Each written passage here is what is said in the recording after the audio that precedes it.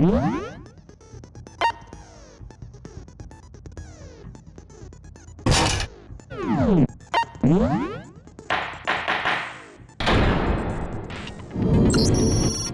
begin with a basic explanation. If you can figure out who, then I'll punish everyone beast now then. To begin with...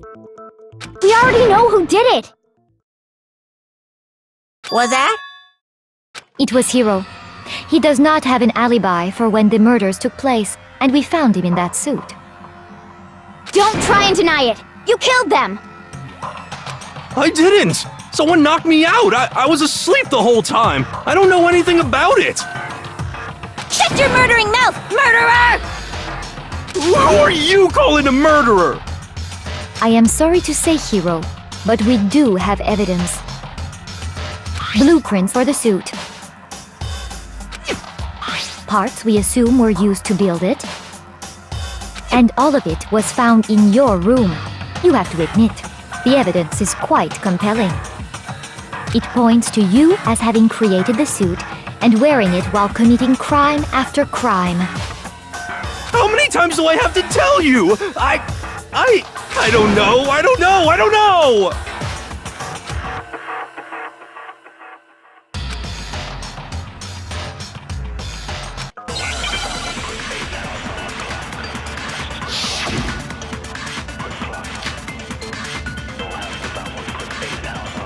Everything we found in your room.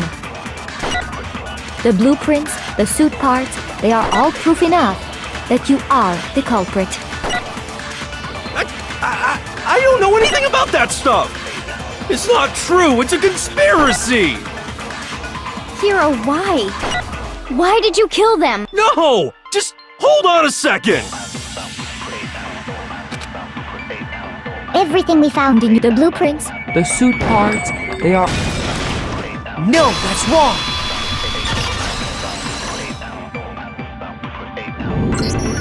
Are we sure Hiro really made those blueprints? what do you mean? Well, take a look at this.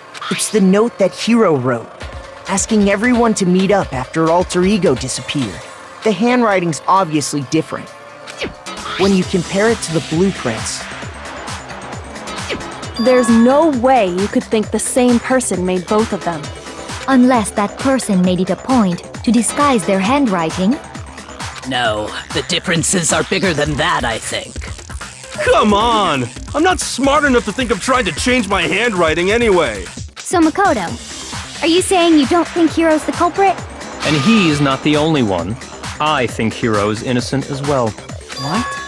Then who was in that Robo-Justice suit? Is it like Hiro said? Was there really someone running around in a second suit?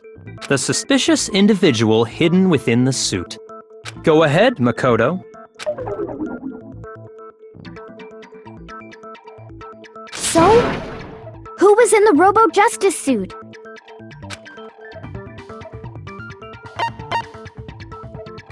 I got it! Other than Hiro, I can't think of anyone else it could have been. Obviously, he was the one in that particular suit. And we never found any kind of second suit. Then there can be no doubt. Hiro is the prime suspect. That doesn't make any sense! You just said Hiro didn't do it! It makes perfect sense. Hiro was the suspicious individual in the suit, but he's not the culprit. So what you're saying is... That's right. The culprit in this case has nothing to do with being in the Robo-Justice suit. What? Now that's a bold assumption. And what reason do you have to make such a statement? You do have a reason, yes? Of course. But before we get to that, there's something else we need to clarify first. So let's get that out of the way. Hey, stop trying to boss us around! All things have a proper order. So what is it? What needs to be clarified? We must clarify the method of transportation for Taka's lifeless body. It would seem that his corpse was moved using certain particular items. Makoto, can you tell us what they were?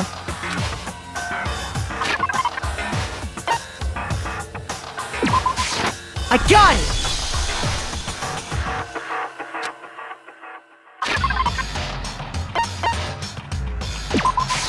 I got it! They were a dolly and a tarp, right?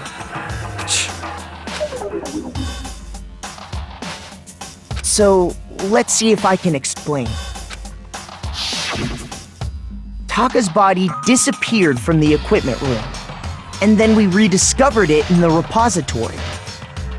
And when we found it for the second time, it was wrapped in a blue tarp, right? It was the same tarp that, up until then, was stored in the equipment room.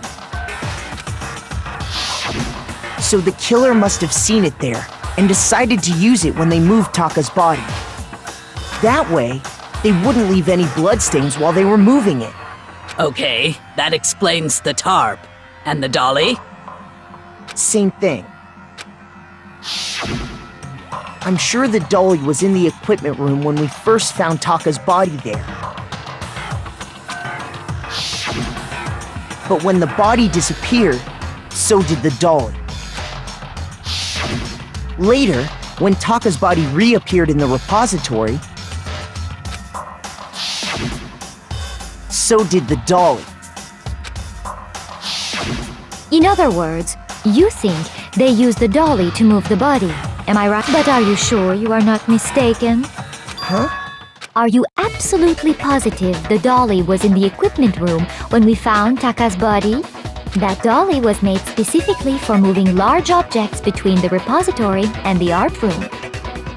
It would be very strange indeed to discover it had made its way to the equipment room. Is it not possible that it was in the repository all along, and you simply didn't realize it? She's raised an objection. How do you respond?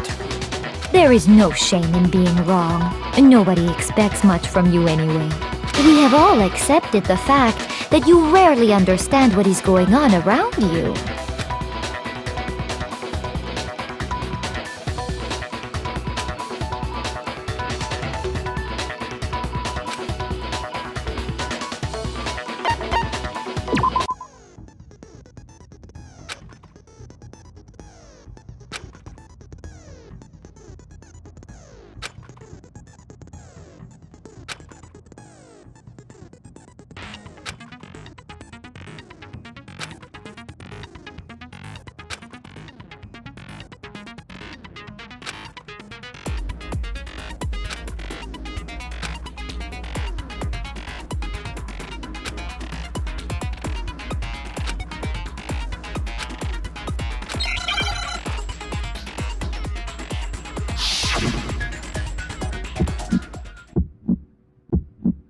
You have it wrong!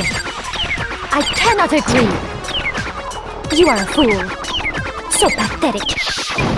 Lies will get you nowhere. Do your worst. Away with you!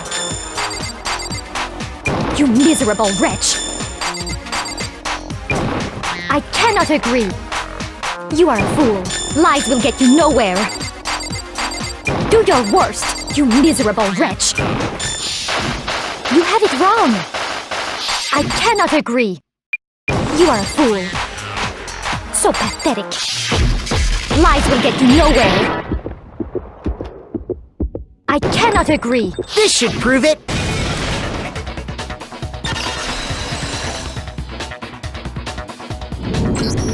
If you're asking for proof that the dolly moved, I have it right here.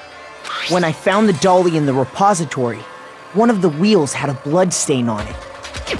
There was a pool of blood in the equipment room with a tire mark in it that matched the dolly wheel's tread. The killer probably rolled the dolly through the blood on accident as they wheeled the body out of the room. And as the blood dried on the tire, they moved the body into the repository. So there's my proof that the dolly was used to move Taka's body.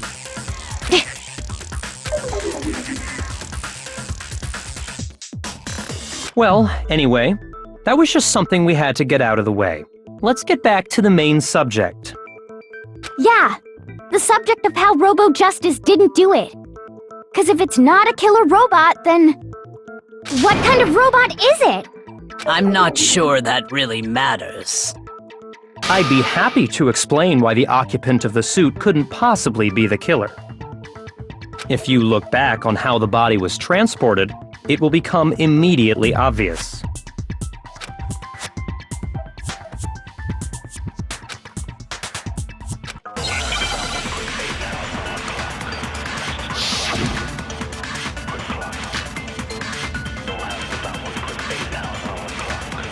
As we know, Taka was killed in the equipment room.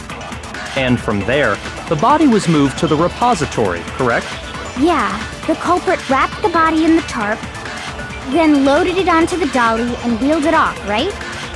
Now, keep in mind that the dolly doesn't have a handle. Well, yeah, but even without a handle, all you'd have to do is bend over. Then you could push the dolly no problem. So the killer just crouched down and carted the body off to the repository. If you accept everything we just said, then you must realize that whoever was in the suit couldn't possibly be the culprit. Sorry, I don't think I realize anything. As we know, and from there... Yeah, the culprit then loaded it onto the dolly. Now, keep in mind that... Well, yeah, but even with that, all you'd have to Do is bend over. No, that's wrong!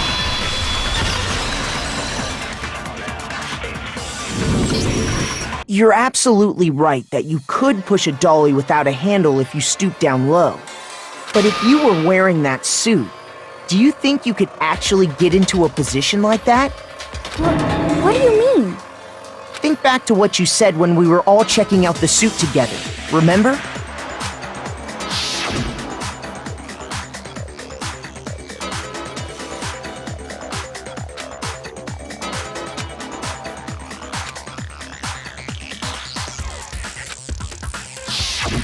When you're in that suit, not only can you not see your feet, but you can't even bend at the waist.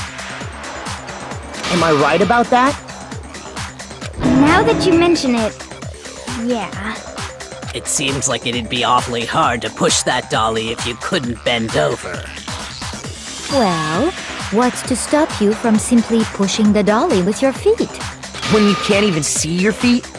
You really think someone could kick the dolly all that way?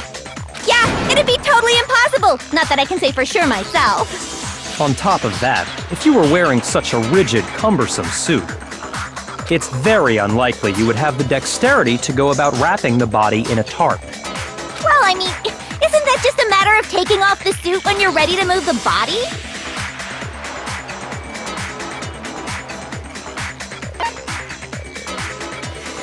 I got it! I don't think taking off the suit was an option. If you remember...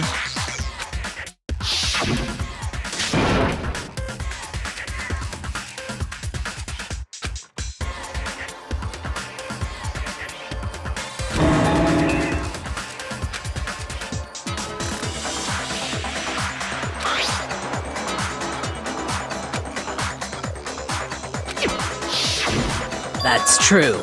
It seems impossible to put the suit on or take it off without help. Then, you really can't take it off by yourself?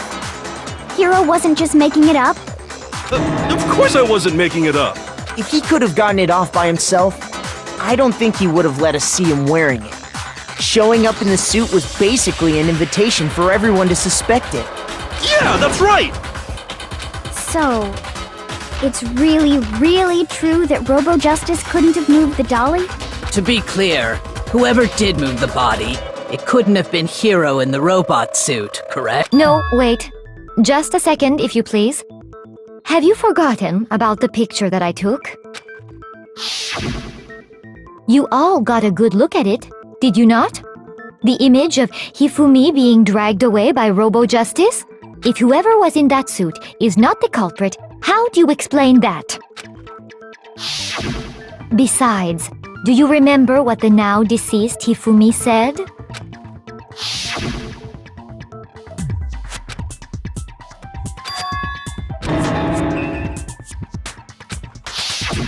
So long as those facts exist, the proper conclusion is beyond question. The individual inside the suit and the culprit are one and the same. It was Hiro.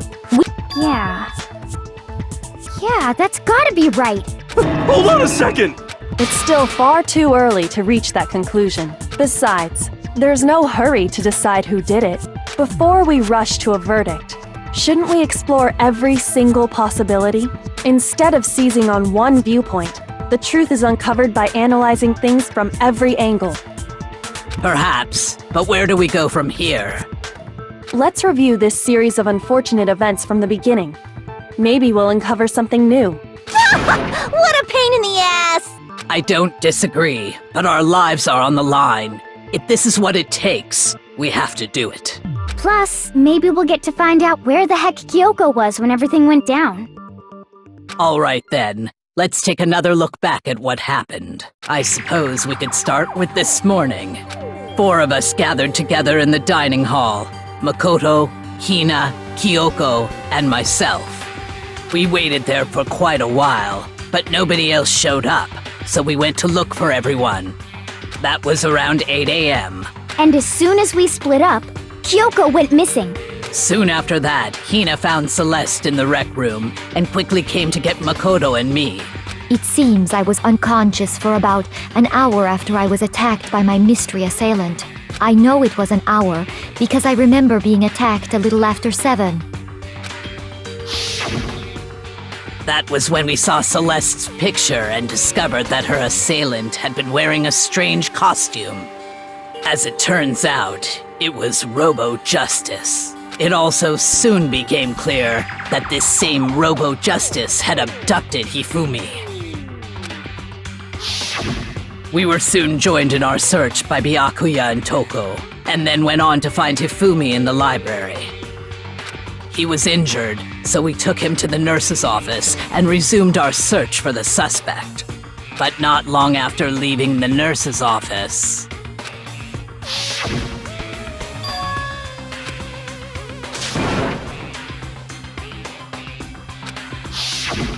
When Celeste told us that, we decided to split up and search the second floor. And soon after that, I saw someone moving around on the 3rd floor, and I yelled out to everyone as soon as I did.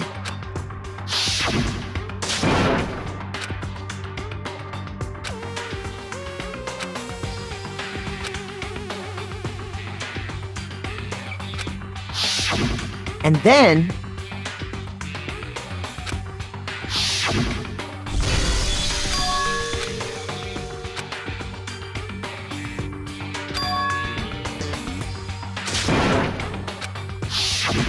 At that point, we decided to divide up into 2 groups. Celeste, Hina, and I went back to the nurse's office, while Sakura, Byakuya, and Toko chased after the suspect. When we got back to the nurse's office, we found Hifumi, dead, and that's when we heard the body discovery announcement. I left Celeste and Hina there and headed back to the 3rd floor to let the others know what had happened. Meanwhile, we had just discovered Taka's body in the equipment room. We must have found both bodies at almost exactly the same time, because we heard the same announcement not long after we discovered his body. And that's when I told you guys about Hifumi. Then the 3 of us headed for the nurse's office. But right after we left the physics lab, we ran into Celeste, who'd arrived after us, and she told us something very surprising.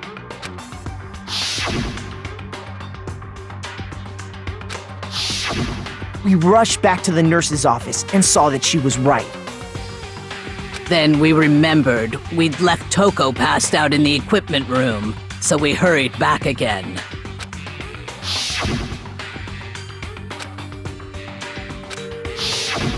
But when we got there, we discovered that now Taka's body had also gone missing. Next thing we knew, we were searching the school for 2 missing dead bodies. And after some time... Celeste informed us that she'd found the bodies, and we all headed to the repository, which is where we rediscovered the corpses. I think that about covers it. I see. The whole thing sounds exceptionally complicated. It certainly seems to me that these are not a simple series of connected events. Okay, well, if that's true, then what? Rather than a single series of events, I think we have to consider each murder a separate situation. And from there, we can uncover the contradictions surrounding all of them. Now then, let's get started. beginning with what happened to Taka.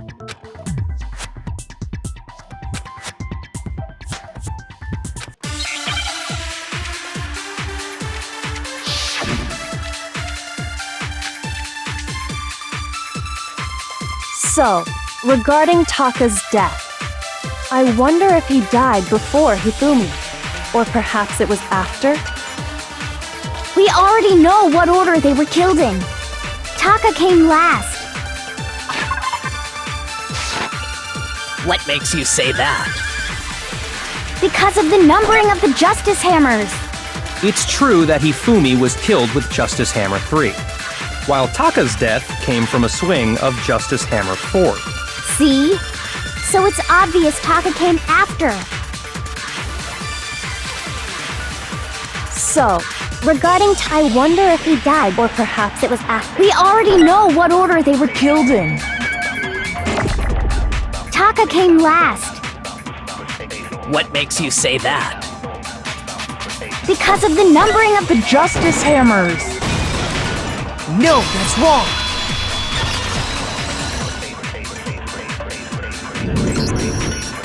Hold on. There's no reason to assume that the hammers were used in the same order as their numbers. If anything, that's just another way the killer tried to disguise their actions.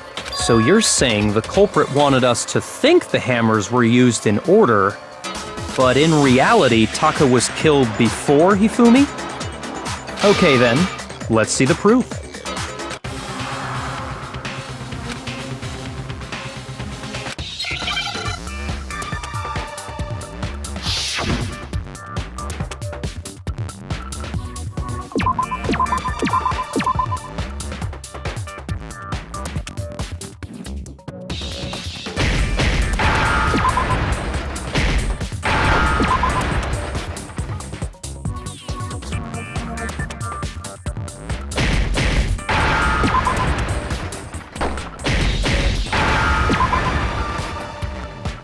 Now I understand! I've got it! Taka's wristwatch! See? Look! It broke with the hands pointing just past 6 o'clock. It must have gotten broken when he was attacked by the killer, because as of last night,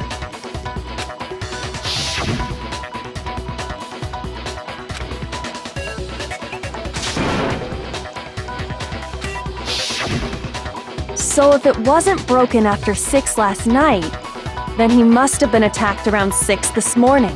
And that would be his official time of death. But if that's true, then he was killed well before Hifumi. And before Celeste was attacked this morning, which happened around 7. That's right. Taka was killed before any of the other incidents took place. That simple fact slipped past all of us.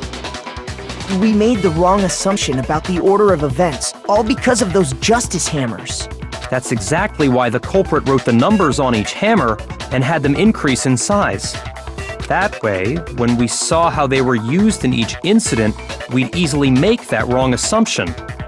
Now, if Taka was killed around 6, then everyone's alibis for his murder go out the window, because when he was killed, we hadn't met up in the dining hall yet. That may be true in the case of Taka's murder, but all of our alibis still hold true for Hifumi's death. That's right. With him, at least, we're all...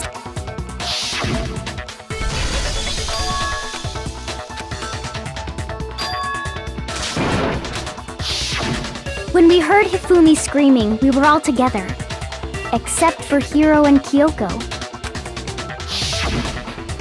Then we all ran down to the nurse's office, and that's where we found his body. That's totally true! We're all in the clear!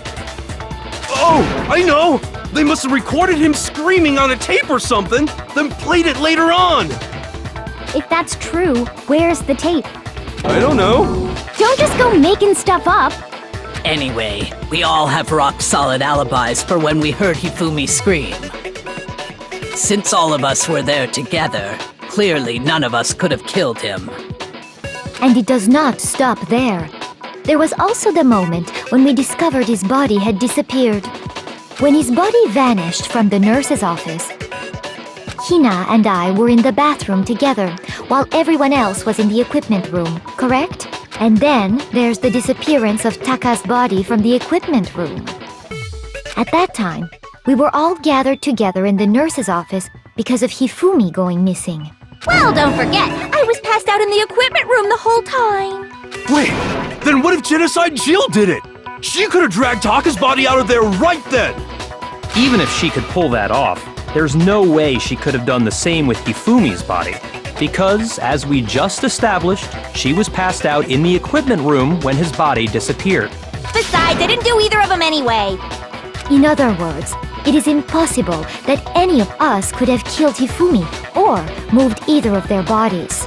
On the other hand, Hiro and Kyoko had disappeared, so they most certainly could have done those things. So what now, Kyoko?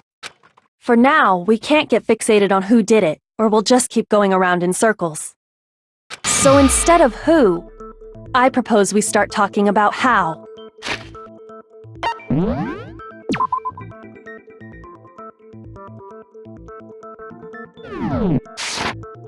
In particular, I think we need to figure out how Hifumi's body got moved. That's true. We searched everywhere, but we couldn't figure out how to explain his body disappearing. And according to what Celeste said,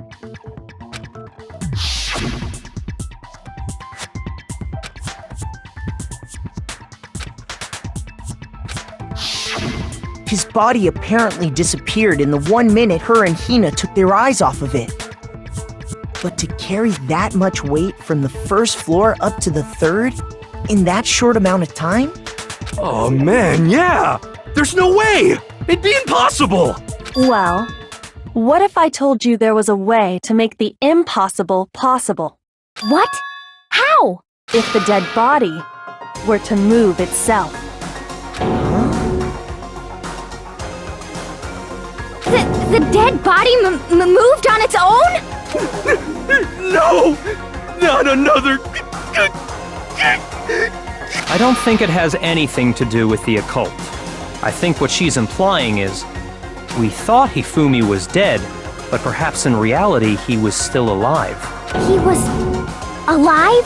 Are you saying Hifumi wasn't carried out of the nurse's office, but simply walked out on his own? But I mean, we found his body. He was dead. Perhaps he was simply playing dead. That it isn't possible.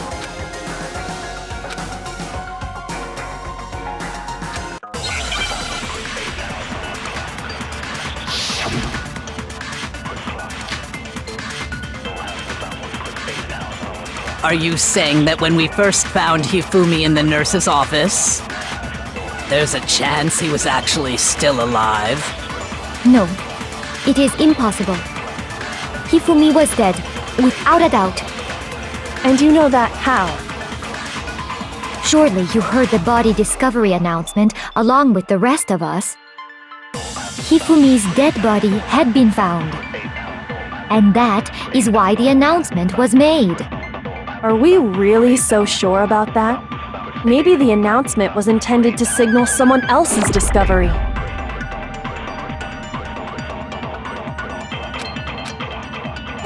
Are you saying that when we first found Hifumi, there's a chance he was actually... No, Hifumi was dead. And you know that how? Surely you heard the body discovery announced. Hifumi's dead body had been found. no, that's wrong!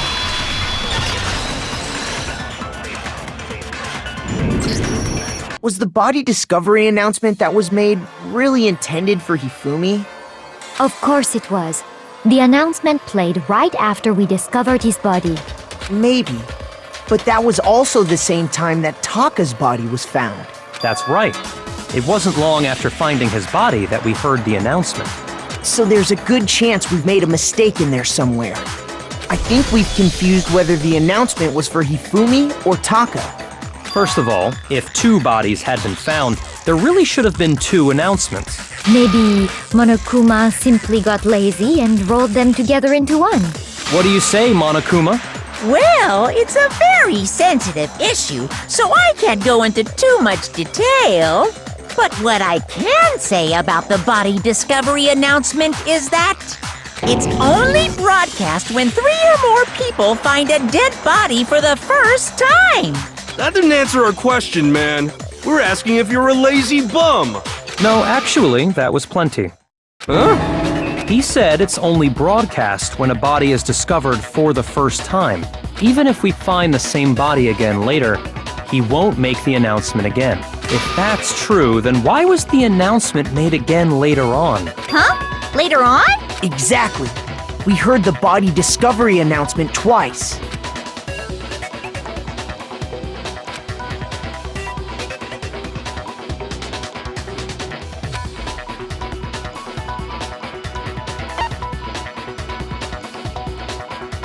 I got it! We heard it a second time in the repository, when we rediscovered the 2 bodies.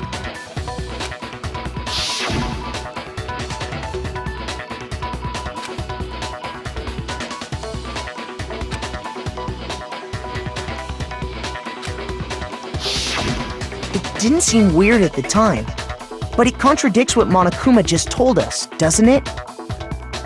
Exactly. If we were actually rediscovering both bodies, the announcement shouldn't have played. Then in reality, when the 2 dead bodies were rediscovered, one of them was actually being discovered for the first time. So, when we found Hifumi the first time in the nurse's office, he wasn't actually dead yet. Meaning, he wasn't actually found dead until we came upon him in the repository. And that's just part of it. There's one other thing that leads me to believe he was still alive in the nurse's office. Oh, I know! Because he was super good at playing dead! Bada bing, bada boom! That is the worst logic I have ever heard. But honestly, I do not think there's anything that can prove he was still alive. Okay then, let's take another look at the events surrounding the discovery of his body. Then it should become clear whether he was really alive or not. This whole thing is pointless.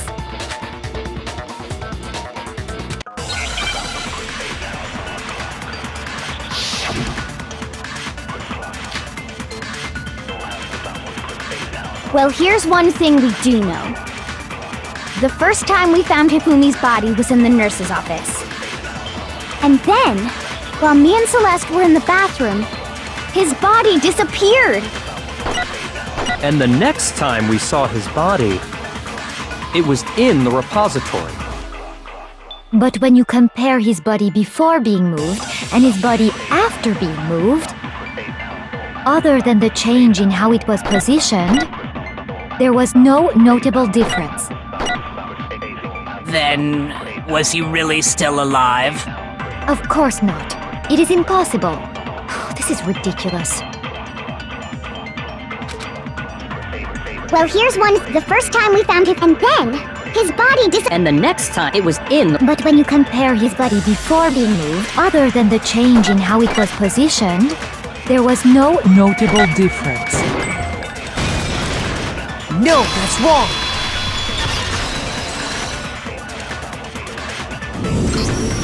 In fact, there was one clear difference between Hifumi in the nurse's office and the repository. His glasses. That fact alone proves that he was only playing dead in the beginning. Perhaps you'd like to fill the rest of us in? When we found Hifumi in the nurse's office, his glasses were covered with blood. But when we found him again later in the repository, they were spotless. And I found the item he used to wipe them clean in the nurse's office trash can.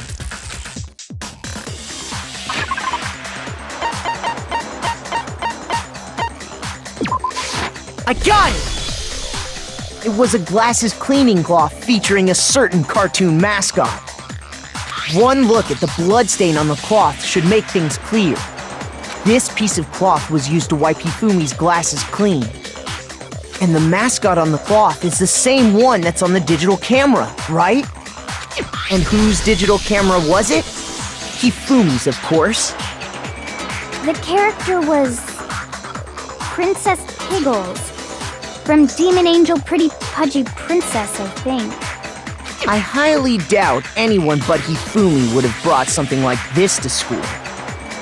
I see your point. And the only people here who wear glasses are... I wouldn't be caught dead using a tacky piece of garbage like that. A few tissues is all I need to keep my glasses clean. Then there's no question. It belonged to Hifumi. So what you're saying is... what exactly? What I'm saying is, the blood on his glasses was wiped away using his own glasses cleaning cloth. Even if that is true, it does not mean he wiped the blood off himself. But who would benefit from a clean pair of glasses other than the glasses owner? That's a good point. Then it must have been him, right? So let's assume that Hifumi was still alive in the nurse's office. He pretends to be dead. Then when he's alone, he wipes his glasses clean so he can see. Then he stands up and walks out on his own 2 feet. And with that, the impossible task of moving his copious corpse becomes possible, wouldn't you say? But then, if he was just pretending to be dead, what was with all that blood? Was it paint or something? The fridge in the nurse's office contains packs of blood for emergencies. He probably used one of those. He figured if he was gonna play dead, he should go all out, so he just dumped it everywhere! But he got crazy with it and had to wipe his glasses off when he was done! God, what an idiot! And if Hifumi was still alive at that point, the disappearance of Taka's body is easily explained. It should be perfectly obvious who must have moved Taka's corpse. I got it! It could only have been Hifumi. While we were all gathered in the nurse's office, he went to the equipment room and took Taka's body. That also explains how the door to the repository got locked. The door was locked? Well, after the bodies disappeared, we all went looking for them, right? So me and Sakura headed for the repository. But when we got there, the door was locked. And the repository door can only be locked from the inside. Which means, when Hina and Sakura got to the repository, someone was already inside. And it could only have been Hifumi, who just finished stashing Taka's body there. He convinced us all he was dead, and when he saw his chance, he dragged Taka's body to the repository. So, Hifumi wasn't just another victim in this case. He was one of the assailants. But that means he took part in the murders. I just can't believe it. If you're having trouble, would you like me to show you one more piece of evidence? There's more? Oh, absolutely. The single biggest fact pointing to his involvement has yet to be revealed. You know what I'm talking about, right, Makoto? The item he took off of Taka's lifeless body?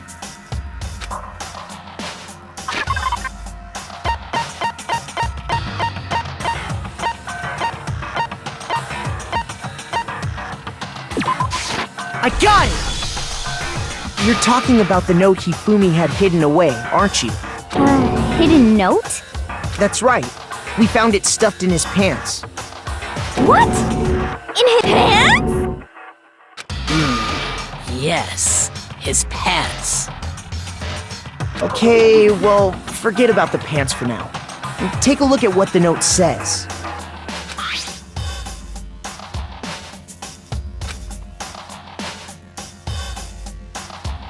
Ah! That's the note I was telling you about! The one that told me where to go! Huh? Wait, this one's a little different. In my note it said, Monokuma can't find out, so don't tell anyone else for now. Let's meet in the rec room at 1 a.m. I see. Then this note isn't the same one Hiro got. It's not the same? In other words, the killer got in touch with another person besides Hiro. And that person could only have been...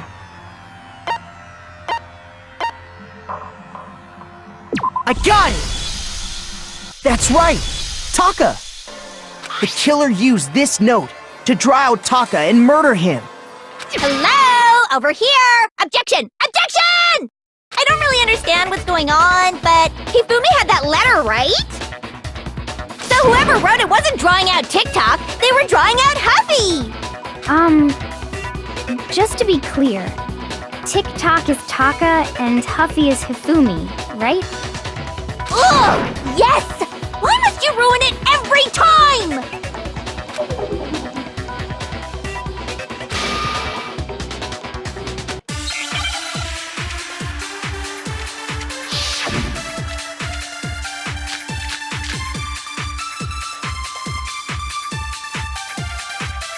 Huffy had the note, right?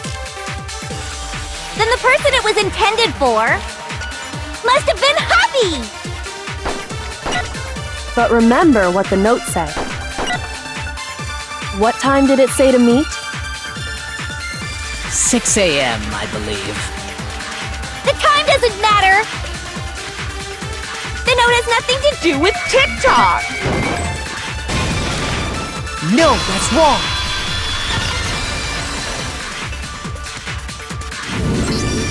No, there absolutely is a connection. What the hell are you talking about? The note said to meet at 6 a.m., which is the same time Taka was murdered. We've already proven that using his wristwatch. But there's more. Look where the note says to meet. The equipment room, right? Which is where Taka was killed. I see. So, Taka was murdered at both the time and place written in the note. I think that should be plenty to show that this note was definitely meant for Taka. Well, when you put it like that... No further objections! Then someone used that note to trick Taka. Just the same as me. The culprit really is a cold-blooded monster. Telling people they found a way out. But if they gave the note to Taka, what was Hifumi doing with it? Stuffed down his pants, no less! Most likely, Hifumi stole it off Taka's corpse after he died. Huh? He stole it? Where's your proof?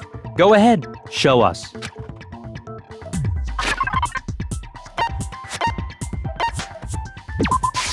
I got it!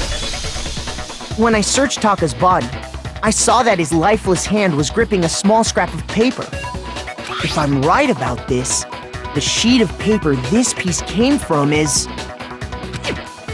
I knew it! It fits perfectly with the note we found hidden on Hifumi. Then Taka's scrap and Hifumi's note. Yup, they're from the same piece of paper. Hifumi had the note meant for Taka, while Taka's corpse still grasped a small piece of that note.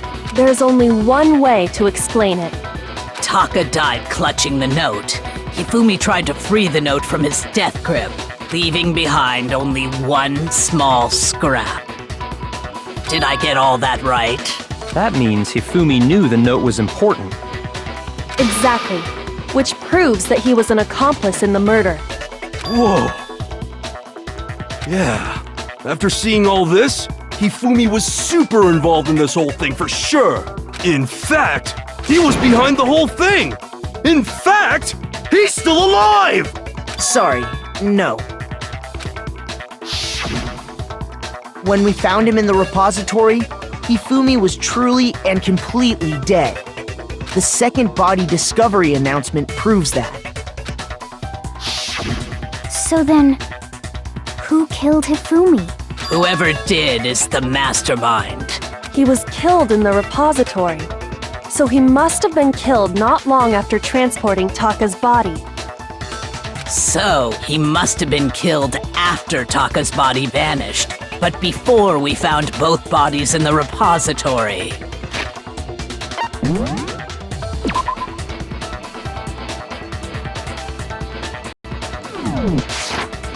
During that time, we'd all split up and were searching for Taka's missing body. In other words, during that time, none of us have alibis. Wait, but me and Sakura were together. Stop trying to steal the spotlight, you stupid walrus! Who are you calling a walrus? Anyway, when they were killed bothers me too. But there's something that's been bothering me even more. And what might that be? The weapon they used to kill Hifumi. The weapon? Yeah, because I mean, according to the Monokuma file, The way Taka and Hifumi were killed was almost the same, with them having similar fractures and all.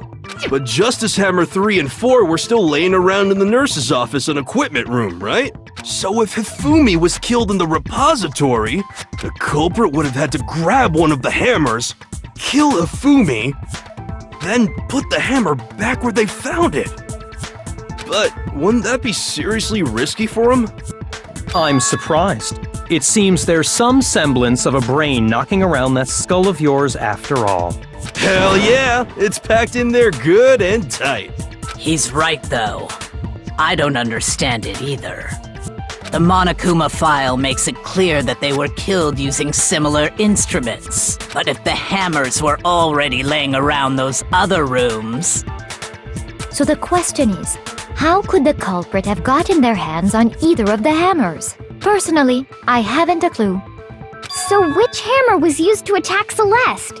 Number 1 or number 2? Those were accounted for in other rooms too. And I don't think either one is big enough to kill someone. Then... Is it not possible they used a different weapon? I don't think it is possible. They were both killed with the same kind of thing, right? So then, what was used to kill Hifumi?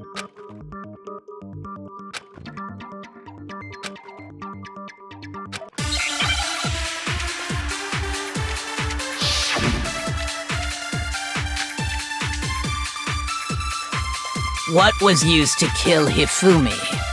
Was it Justice Hammer 3? Maybe Justice Hammer 4? Well, whatever it was, there's one thing we have to figure out. How was the culprit able to move around so freely with the weapon? How did nobody witness them carrying it? Sounds like a Justice Hammer 5 is about to make its appearance! Check out murdergear.com/hammertime for more info! Well, one thing seems pretty clear. The murder weapon had to be one of the Justice Hammers! And, that's about it. No, that's wrong!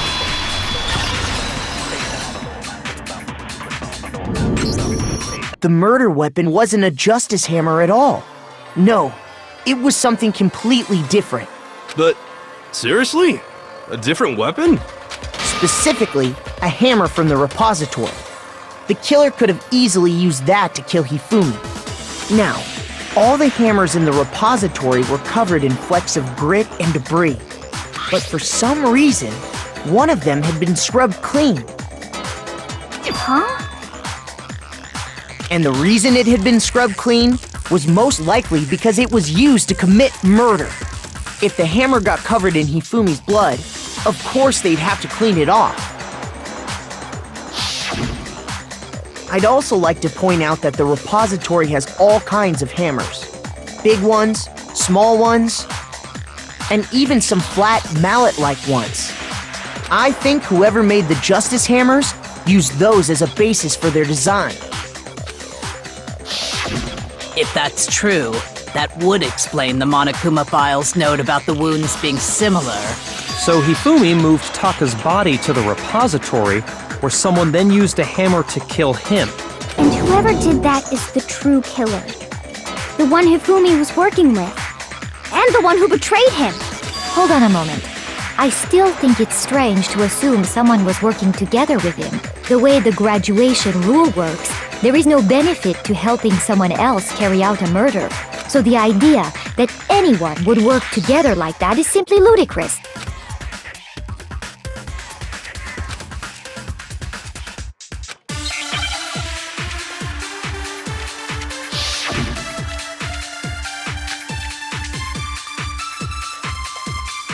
Based on the rules that have been laid out for us, even if more than one person is complicit in the murder, only the one who actually carried out the act can graduate and survive. Assuming the rule holds true, it is simply impossible that two people work together on this. That is how the rule was explained to us. But that only really applies if there's one murder, right? In this case, however, there were two murders. Based on the rules that even if more than one person is complicit, only the one who actually carried out the act can graduate and survive, assuming the Rule holds true.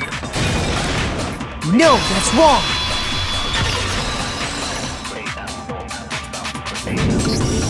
Since there were 2 murders, it's at least plausible that more than one person was involved. What do you mean? If there'd only been one murder, then yes, the idea of an accomplice isn't really worth considering. Naturally, if only one person can be saved per murder, an accomplice has no risk versus reward benefit. Risk versus reward benefit? The payoff for working together. The reward that balances out the risk of taking part in the scheme. There's no point in being someone's accomplice if there's no benefit to you. However, if there were some potential mutual reward for the risk, then cooperation becomes possible. You're saying that 2 people could act as each other's accomplices to commit 2 separate murders. I think that's what the true killer told Hifumi. They would each have an accomplice for their crime. And based on the case's events, Hifumi would have been the first one to act, murdering Taka. They made him carry out the first murder so he couldn't back out of helping them later on. So in this case, there wasn't one single person committing multiple murders. Instead, each person killed someone. And it only looked like one person because that's how the true killer designed it to look. A single suspicious individual, a similar weapon used in each crime, disappearing bodies. By creating one seamless set of circumstances, they made it look like one person was behind it all. The mastermind picked their target and managed to convince him to go along with their plan. And then, to avoid the no accomplices rule, they simply killed their accomplice. Which, if true, means that betraying Hifumi was part of the plan from the very beginning. That's just awful! How could anyone be so cruel? You think so? I can't help but admire its cunning. Still, their choice of accomplice seems odd.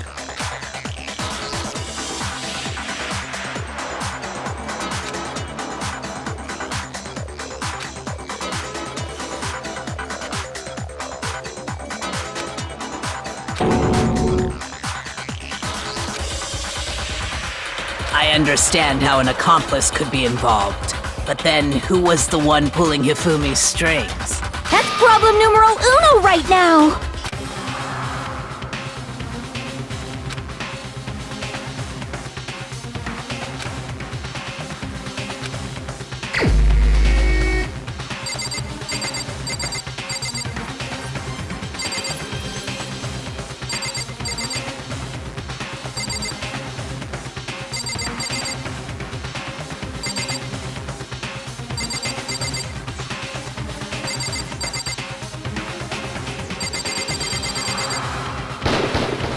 Here's my answer!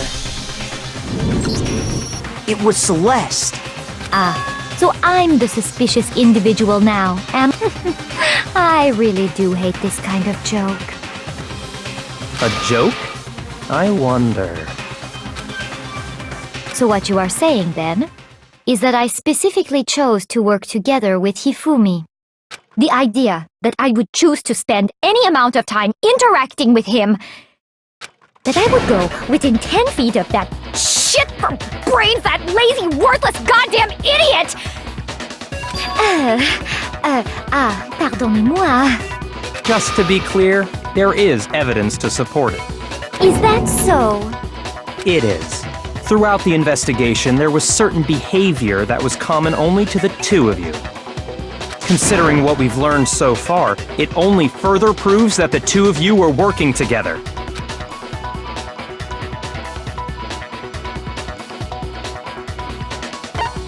I got it! The behavior they had in common has to do with the suspicious individual in the suit, doesn't it? The only ones who ever actually saw Robo-Justice firsthand were Celeste and Hifumi. Shush, the adults are talking now. Sorry. As he said, only Celeste and Hifumi ever laid eyes on the costumed individual. If we accept that Hifumi was one of the culprits, we can't help but suspect what Celeste has said as well. Are you saying everything they told us was a lie? After taking Hifumi to the nurse's office, we all began our search for this individual, correct? And not too long after that, do you remember what Celeste said?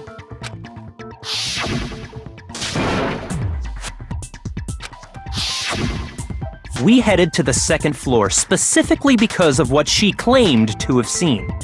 Next, to draw us all to the physics lab up on the third floor, She let out a blood-curdling scream.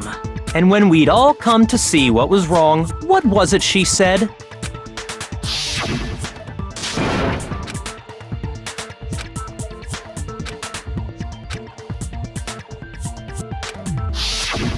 Once she'd done her job of getting us all up to the physics lab, it was time for her partner to get to work.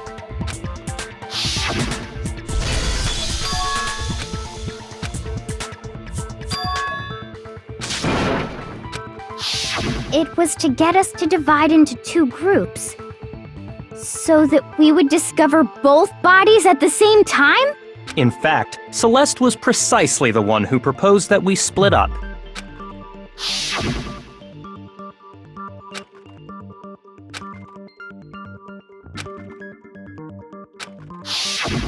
Well, if Celeste and Hifumi were working together, all those chance events suddenly become connected.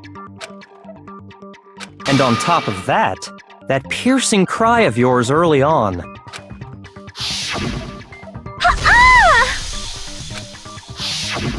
That was to signal Hifumi, wasn't it? It was your way of telling him, we're on the third floor, everything's going according to plan. Why else would you let out a scream that could have carried across the sea? I just realized another strange thing. When we found Hifumi in the nurse's office, who we now know was only pretending to be dead,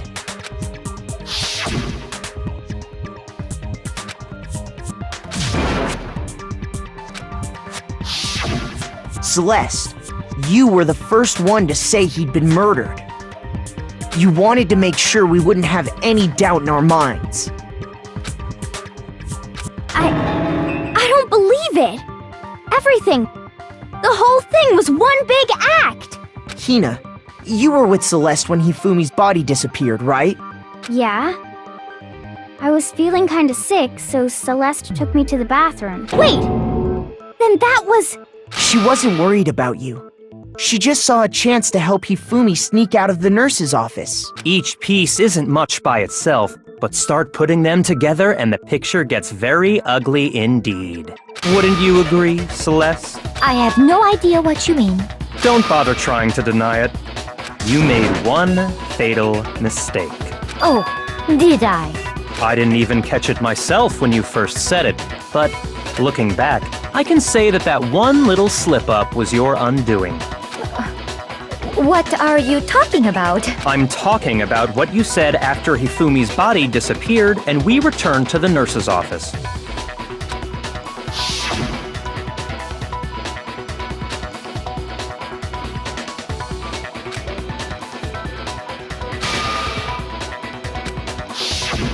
I remember her saying that too, but I don't understand what's so strange about it. Then pay attention. Sakura, Toko, and I were first to discover Taka's body in the equipment room. Then Makoto showed up and told us Hifumi had been killed. So Sakura and I left with Makoto. Once we were in the hall, we ran into Celeste, and the four of us headed to the nurse's office. Now, the entire time we were together, none of us said anything about Taka being dead. Think about it. Celeste's comment doesn't make sense. It was completely out of place. Yeah, I see what you're talking about. Although I don't really get what it means. You hear that, Celeste? Everyone's having some trouble understanding. Could you repeat what you said? If you're really not the culprit, you shouldn't have any problem repeating it, right?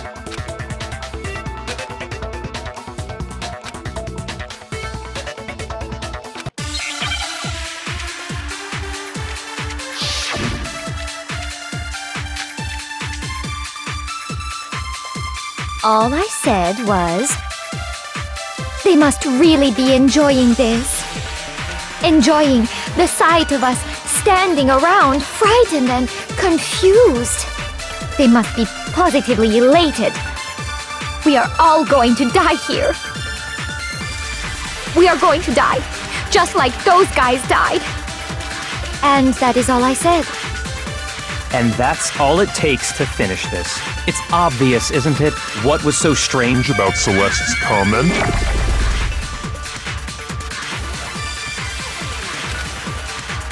All I said, they must really Enjoying the sight of us standing around. They must be positively. We are all going to die here. We are going to die. Just like go. No, that's wrong.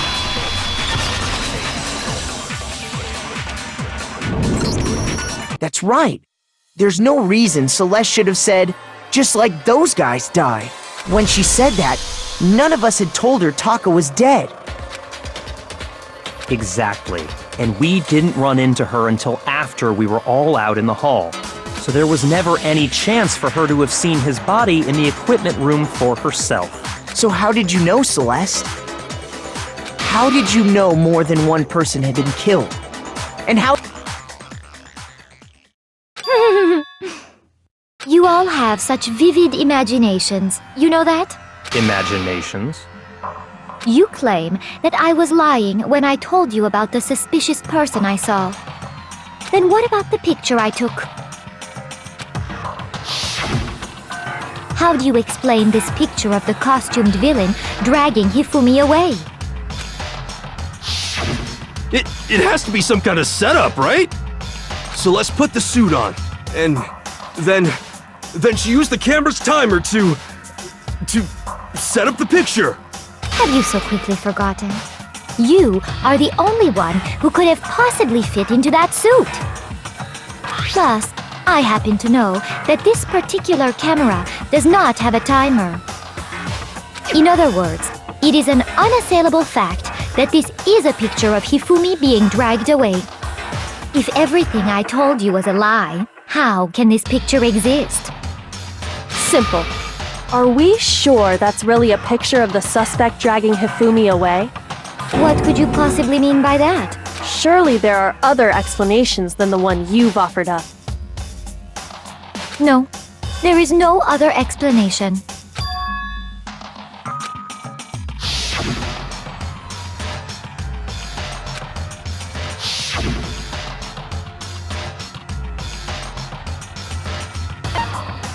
I got it! It's not a picture of the suspect dragging Hifumi away.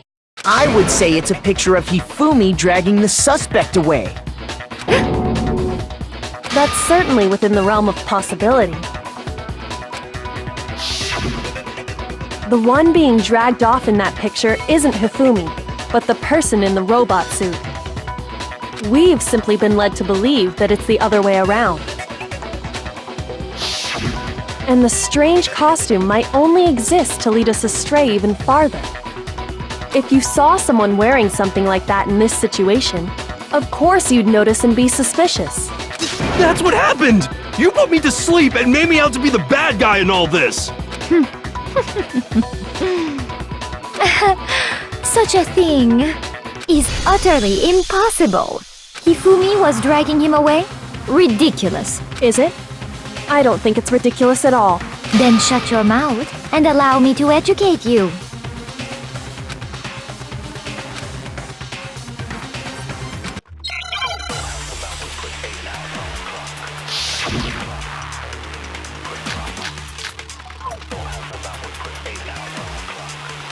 You dressed me up in that suit after I passed out! Then you just draped me across Hifumi and had him carry my weight! You tried to make me look like the bad guy! Like I said, ridiculous. As you can see in the picture, the suspect is standing perfectly upright. If the person inside the suit was unconscious, there's no way they could stand up straight like that. Then the fortune-telling idiot is the culprit after all! No way! You dressed me up in that... Then you just draped me... You tried to make me look... Like I said, as you can see in the picture, the suspect is standing perfectly upright. If the person inside the suit was unconscious, There's no way. They could stand up. No, that's wrong!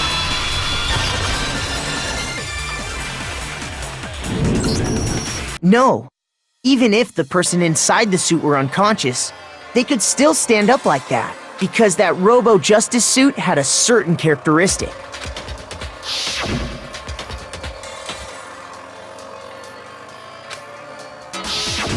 That's right! They totally made a mistake when they made it, so it couldn't bend at the waist. I'm not so sure that was a mistake. I think the suit was designed from the beginning to be used the way it was. Celeste and Hifumi took the suit they'd specially designed and stuffed Hiro into it. That's how they were able to fake that whole thing. The point of it all was to make us believe whoever was in the suit was to blame. Well then, I suppose this is checkmate. Checkmate?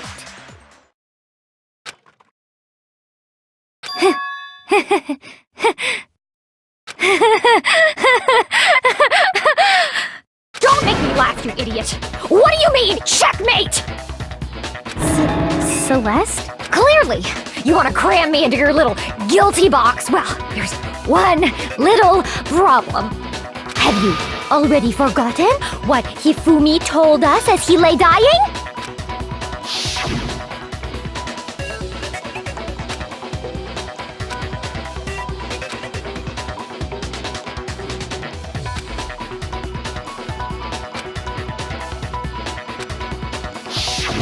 When we asked him who had attacked him, his answer was quite clear, was it not? He said, and I quote, Yasuhiro. In other words, Yasuhiro Hagakure! Wait! But my name isn't really Yasuhiro! It's actually Taro! Your confusing statements don't make any sense. He did say Yasuhiro, but are we sure he was really pointing the finger at Hiro? What the hell are you talking about? I'll burn you alive! Kyoko, what do you mean by that? Think back to how Hifumi used to talk to us. How did he refer to each of us? I got it! That's right! Our last names! He called us all by our last names! Exactly. I know I heard him say Mr. Naegi more than once, for example. So if Hifumi did mean to say Hiro's name, he would have said his last name, Hagakure. I'm sure it was just incidental. By chance, his first name. Indecent? Don't talk. Random chance. Now isn't that a convenient explanation? No, there's no reason to think he would have said the name any different than normal. But he must have run out of energy before he could say any more. So Hifumi was trying to tell us the last name of whoever killed him? But the name he said doesn't apply to anyone here. Well, no. Hold on. There's one person it could apply to, and that's Celeste. She never actually told us what her real name is. What did you just say? To think you'd take your false accusation so far, I don't know whether to laugh or spit! Come on! Enough with your idiotic blather! Yasuhiro is a loser's name! Do I look like a loser to you? Well, do I? What? I think I've earned the right to be a little on edge. Okay, then fill us in. What's your real name? Fine. Make sure your ear holes are wide open and listen up! My real name is Celestia Ludenberg. Could you please stop making me repeat myself over and over again?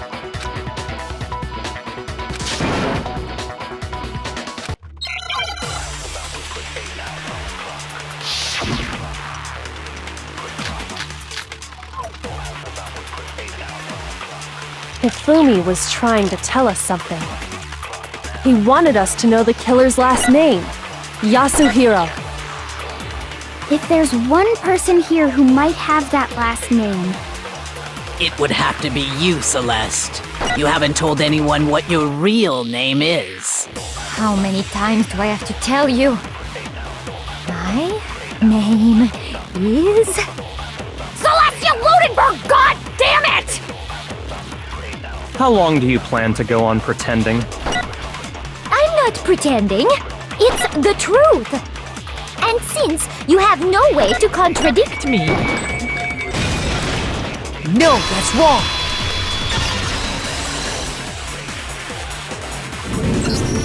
That's it! The handbook! What? Anytime you turn your handbook on, it shows the owner's name when it boots up, right? Monokuma told us all about it before.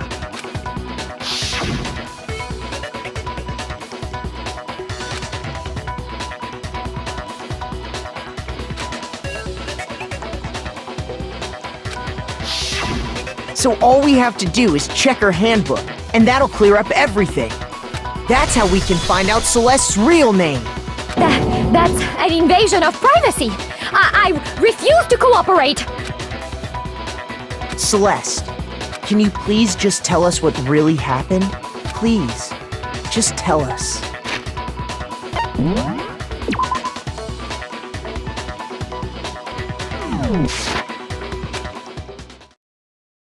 Even when I'm put in check, it's just my nature not to give up. Because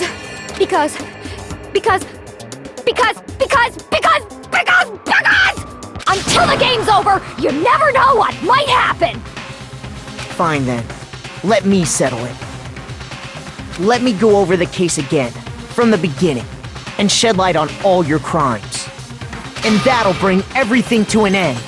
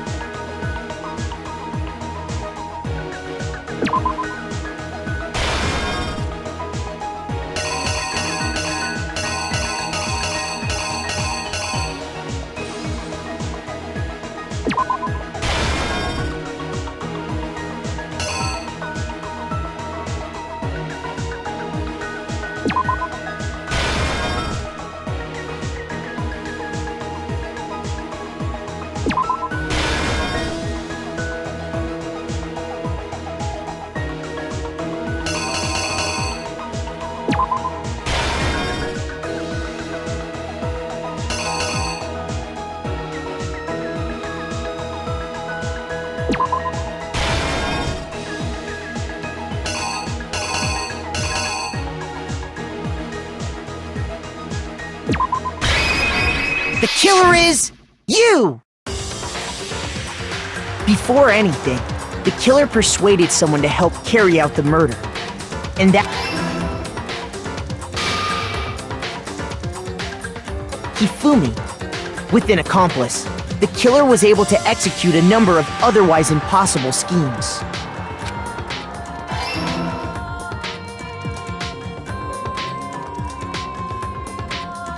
First, they convinced someone to meet them in the rec room last night at 1 in the morning.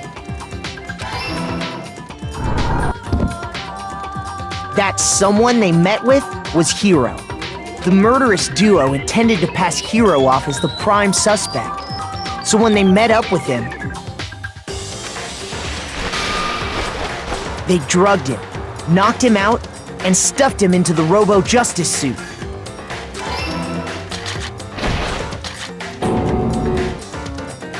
Next, Hifumi positioned himself to make it look like Robo-Justice was attacking him, while the killer used a digital camera to take pictures of the assault. They did all this just to create evidence that would put the suspicion on Hiro. When they were done with him, they shoved him, still unconscious, into the pool room locker.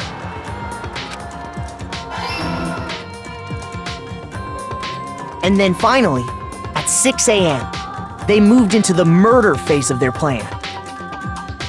They called Taka to the equipment room.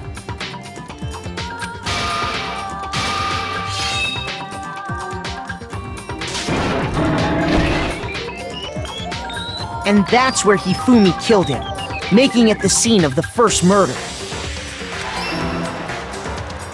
The murder weapon was Justice Hammer 4, which was left there in the equipment room. The reason Hammer number 4 was used was to create confusion about the order of the crimes. So, next they falsified 2 more assault incidents. For these attacks, the killers pretended to be the victims to solidify Robo Justice as the suspect. The first fake incident was the attack in the rec room. There, the killers wanted us to see Justice Hammer 1 and the Robo Justice pictures they'd taken. They wanted to make sure we bought the surprise attack story. The second fake incident was the attack in the library. This time, they planted Justice Hammer 2 and an injured Hifumi to sell us that story. With these 2 incidents, the killers were able to create a certain preconception in our minds that the suspect was increasing the size of the hammers and attacking people in order as they did. We fell right into their trap and started looking for the suspect based on that. But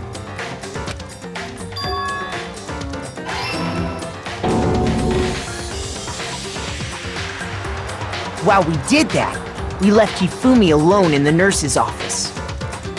This was exactly what Hifumi was hoping for.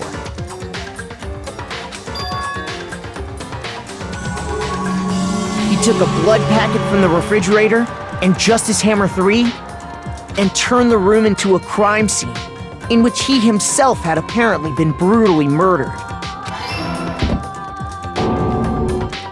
He let out a scream to draw us back, and when we returned, that's what we found. Meanwhile, the other group that had been out searching found Taka's body at the same time. So when we heard the body discovery announcement, we naturally assumed it was for Hifumi. We left the nurse's office, and Hifumi once again took advantage of the situation. He simply got up and made his escape. When we learned his body had disappeared, we all rushed back to the nurse's office, and once again, Hifumi had the chance he was waiting for. This time, he snuck into the equipment room.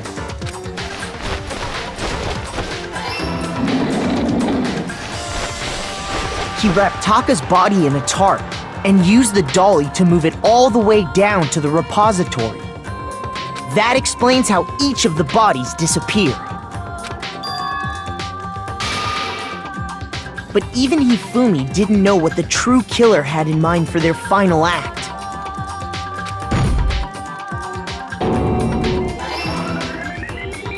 Their plan all along was to kill Hifumi and get rid of the one person who could betray them. And they did it using an ordinary, everyday hammer from the repository. That should cover everything that happened in this case. And the villain behind it all is...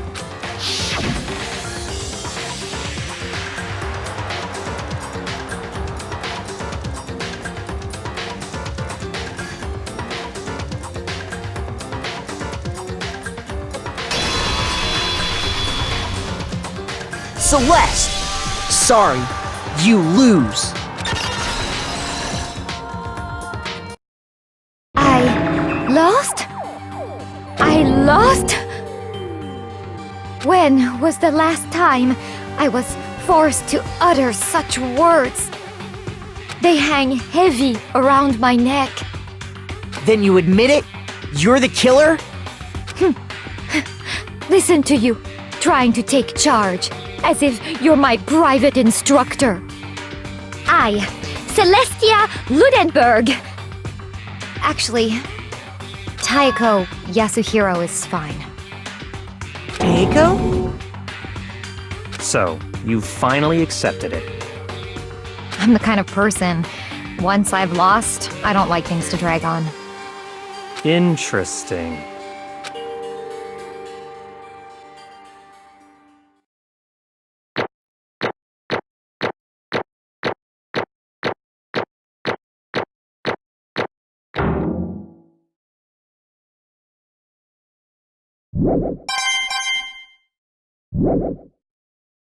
Okay, Monokuma.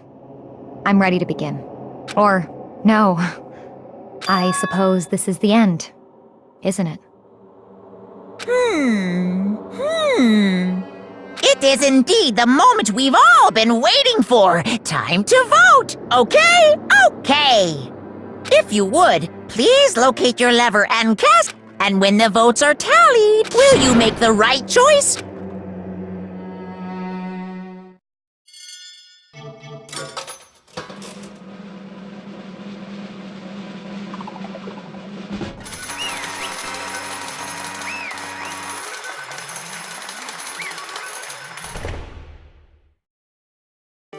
What?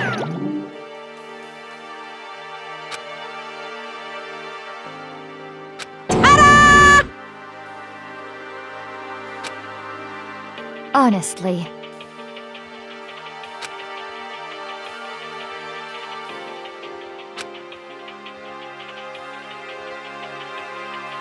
I knew it.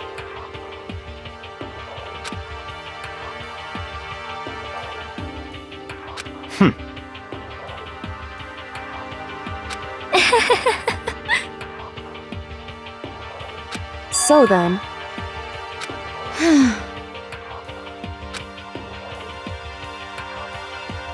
Indeed.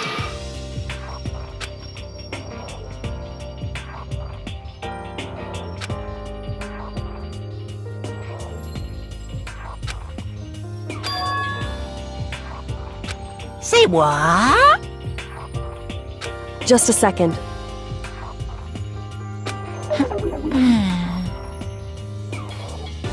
In other words, Indeed. I see.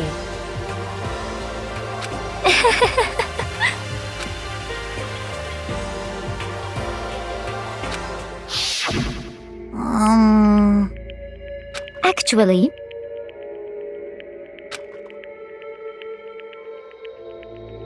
What? are you okay with this? So then,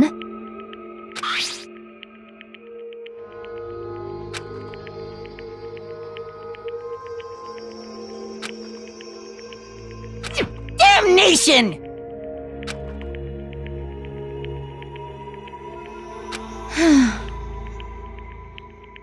Say what? as for me, as for me,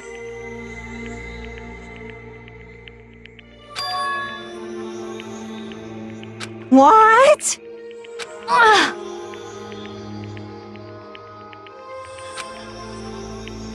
Damnation! Say what?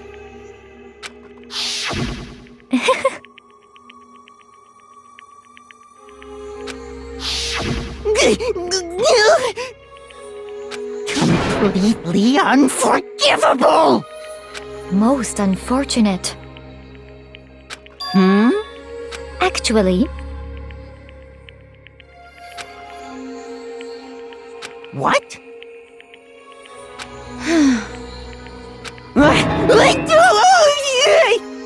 indeed. Completely unforgivable! Honestly,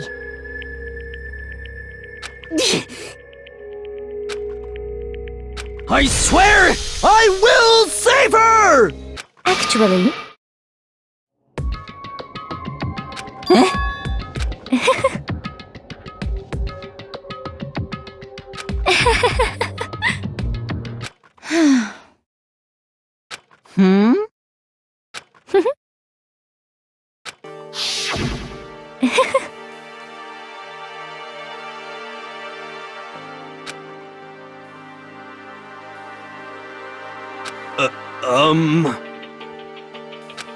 I see.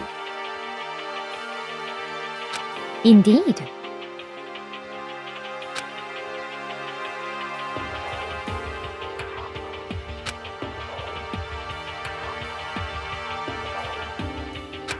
But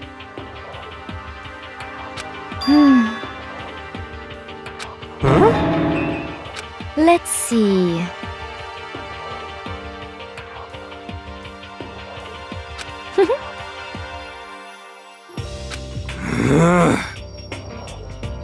Well,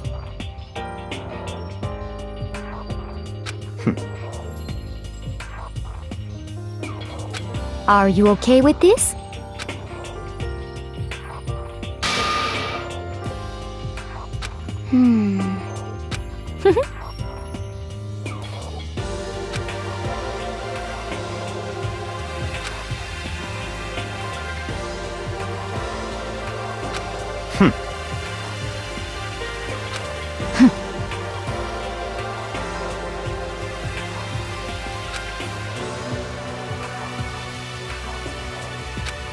so in the end,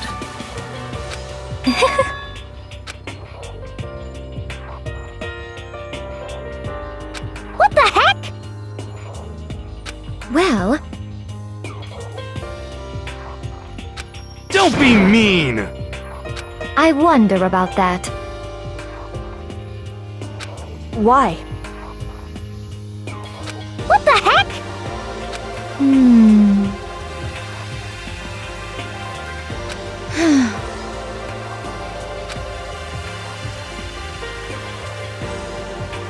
But...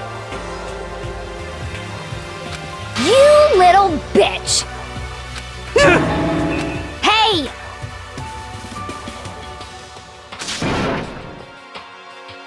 You little bitch! This is fine. Honestly.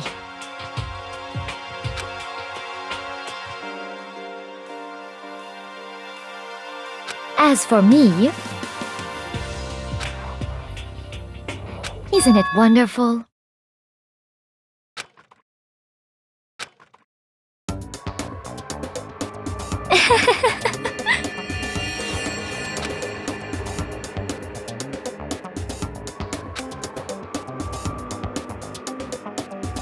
This is fine.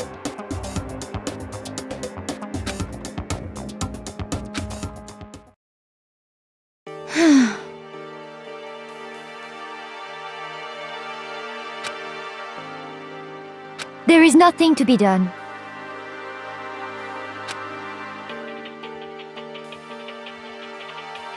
Just the worst. Oh!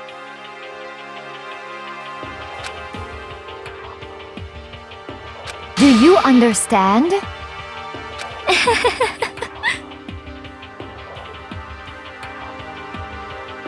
What is this?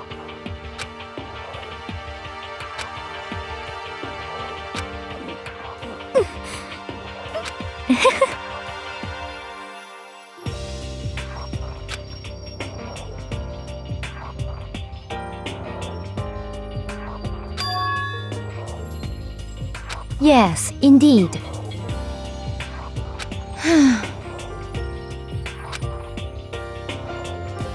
Isn't it wonderful? Hey!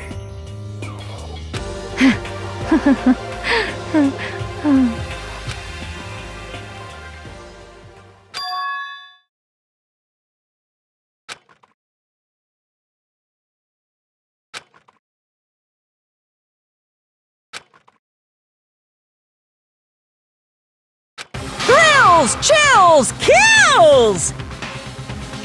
Now then, I've prepared a very special punishment. Let's give it everything we've got. It's punishment time! I guess I'll let Kyoko hold on to this. What? Will it really give you the hope you're looking for? I can't say I ever saw it that way. Which is why... Actually, it's not important. Well then, take care, everyone. Perhaps we'll meet again. In a...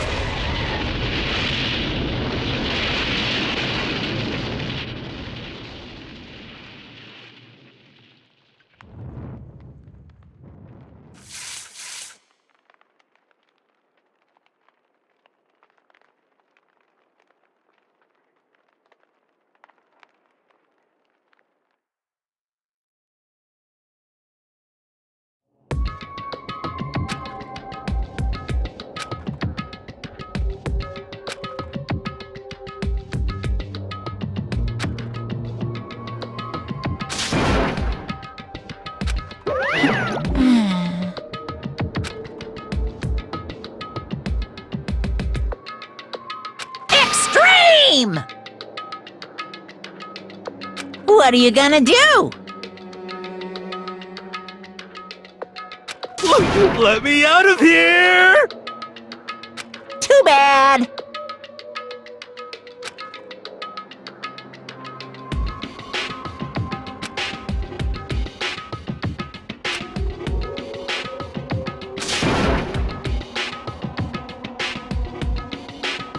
How strange.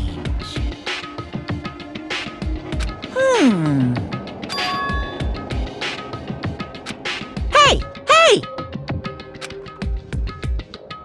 Wah? So then,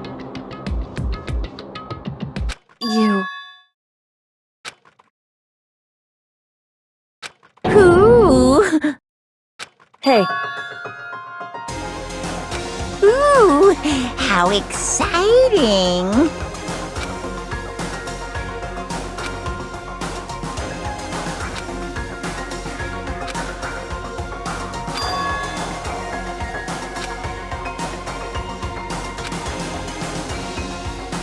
Hello.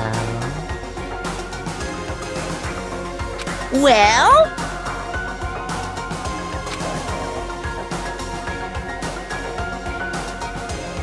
See ya later!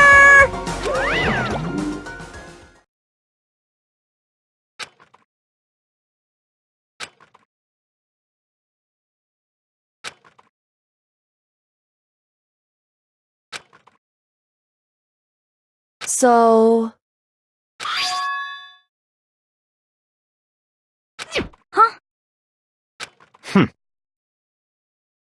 Hey, Indeed.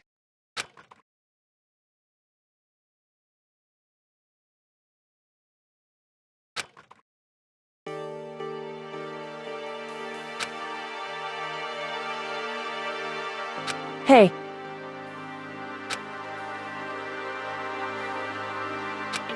What? so. Come on.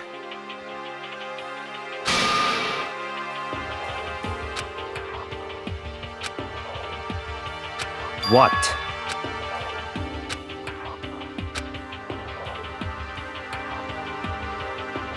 Goodbye. well then. Yo!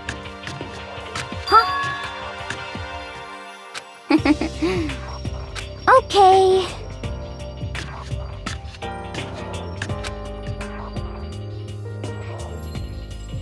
Shall we go? So then,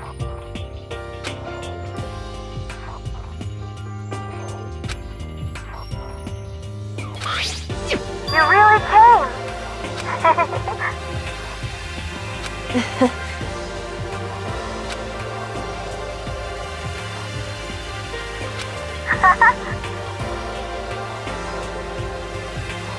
So,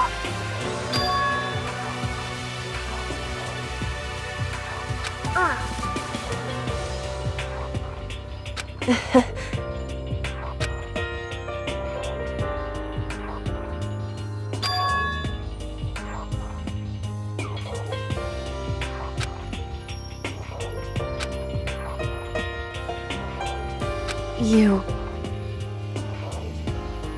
However,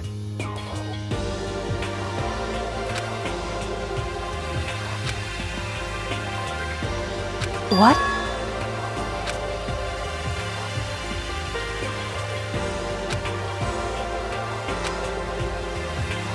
Indeed.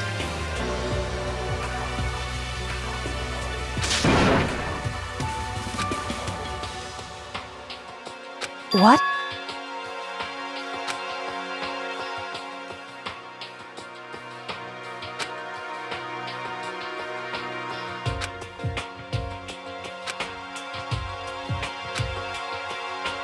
It's true.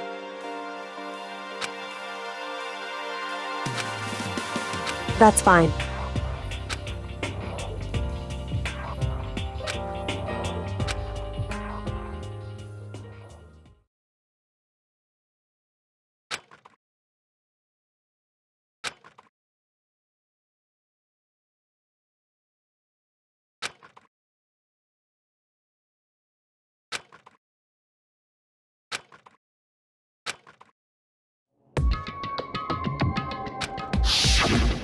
Correct.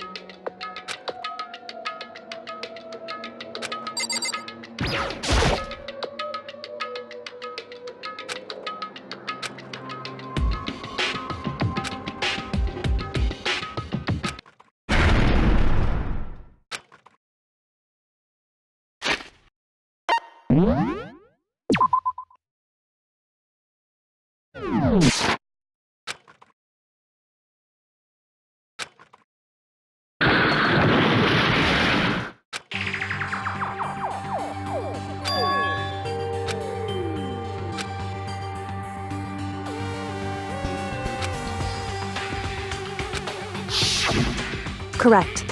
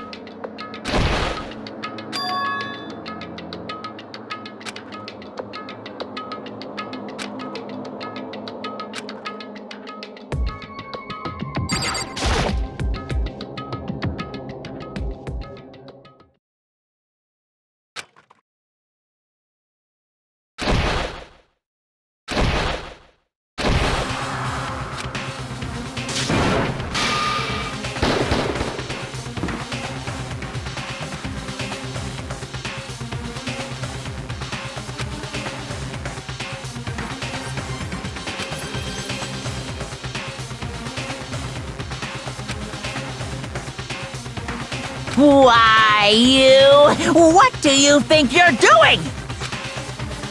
I asked you a question. What's the meaning of this? How dare you defy me? This wasn't part of the deal! I've made a decision. I will no longer retreat, no longer compromise, no longer regret. I've made my decision. I'm going to resist you. Okay. But you do realize what will happen if you go through with this, right? You haven't forgotten, have you? What I'm holding hostage?